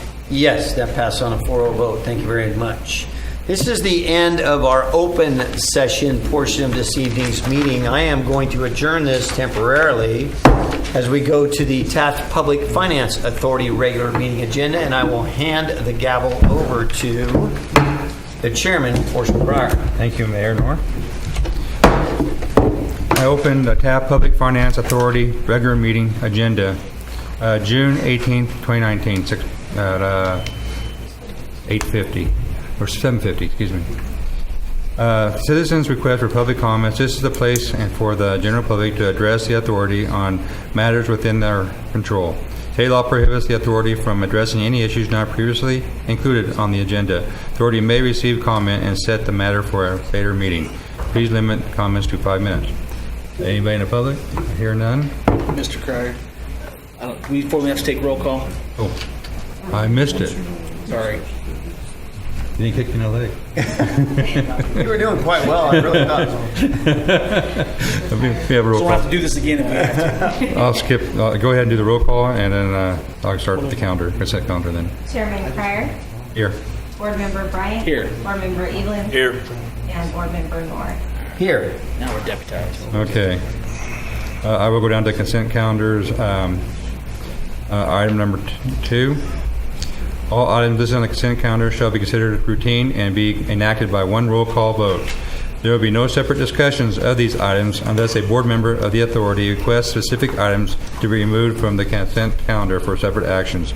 Any item removed from the consent calendar will be considered after the regular business items. Number 2 will be approval of minutes of May 21st, 2019 meeting. And the recommendation is to approve as submitted. I would make that motion. And you got a second. Thank you. We got approve in a second. Have roll call. Board Member Nor, Yes. Board Member Evelyn, Yes. Board Member Bryant, Yes. and Chairman Pryor. Yes. And I'll adjourn. Make a motion to adjourn. Make the motion to adjourn. You got a second, so we can. All in favor? All in favor? Aye. Aye. Adjourn. Yeah, kick me. I got long Thank you very legs. much. You have long legs. I've got brand new shoes on. I didn't want to scuff. Thank you, Councilman. Okay. Sorry, let's go back and do it again. All right, so I'm going to reopen the regularly scheduled meeting of the City Council just in time to adjourn to closed session. We have 5 items on the closed session agenda this evening. The annual performance evaluation, Government Code Section 54957, City Attorney. Item B, conference with legal counsel, anticipated litigation, Government Code Section 54956.9B, one potential case. Conference with legal counsel, existing litigation, Government Code Section 54956.9A, Taft Union High School versus City of Taft. Item D, conference with real property negotiator Craig Jones, City Manager, Government Code Section 54956.8, APN number 032-110-30 and 032-110-70 and 71. Finally, item E, conference with labor negotiator Craig Jones, City Manager, Government Code Section 54957.6, all units. Let me make sure there's not another one over here. Hallelujah. Thank you all for being a part of this evening's meeting. We're adjourned to closed session.